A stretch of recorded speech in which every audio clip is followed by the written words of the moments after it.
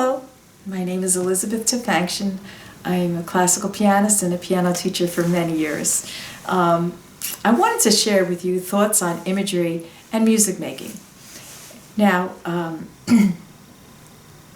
we know that it's obvious that we should always stay true to the score for whatever piece we're playing.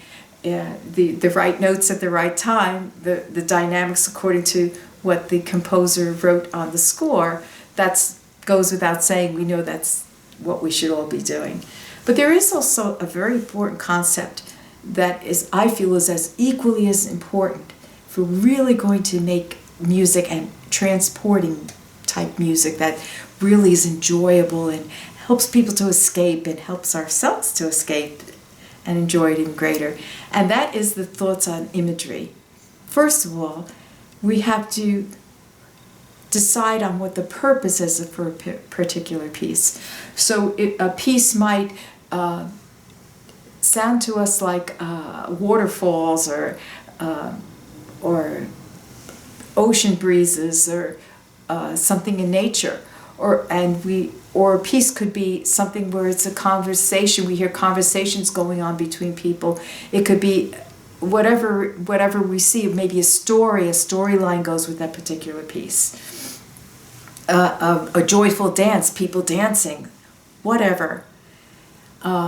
In this case, the images for the piece that I'd like to play for you is a remembrance. I make an association of a remembrance from my childhood. Christmas at my grandmother's house, decorating the Christmas tree. My grandfather and grandmother were from Czechoslovakia. They were Slovaks from Czechoslovakia, and they were beautiful, hardworking people. And my uncle would get a tree. He would cut down a tree from his property in upstate New York, and he would bring it into Grandma's house, big tall tree. And Grandma had tall ceilings, and we would decorate this huge tree with Grandma's ornaments, which were these wonderful heirloom type big ornaments.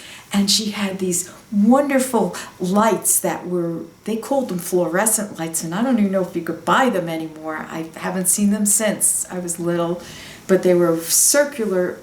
They were about the size of a tennis ball, these lights, and they cast a beautiful soft glow, and they were perfect circles, and they would be all put on the tree.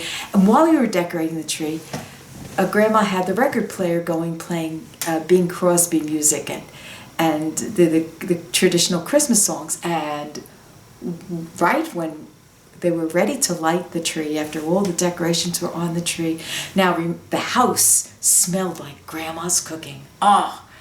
It all comes back to me. And we were laughing and decorating the tree, and Grandma went to plug in the lights on the Christmas tree.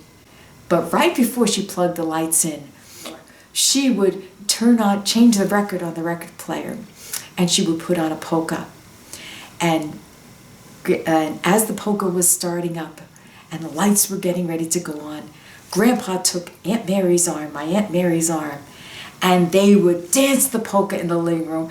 And I remember like it was yesterday, the stomping on the floor and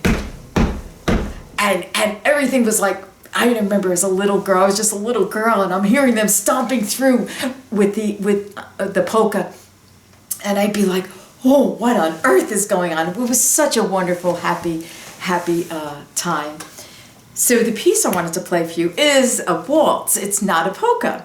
However, there's something about it, and even though it's in A minor, with a lot of people think, oh, minor keys are sad. Well, no, not really, not always. Sometimes they can be very joyful.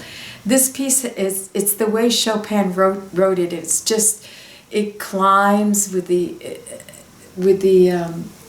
arpeggios, and it's just such a delightful little piece. It's light, short, and I reach for the memory of, and it's not even a Christmas piece, but I make it into the memory of my childhood. and I reach for that memory before I play a single note. So I wanted to share with you this idea, imagery and music. So always figure out what the purpose is for a piece before you strike a single note. Don't just come in and play like a little robot. No, that won't mean anything. Reach into your heart, and you'll be surprised what you come up with.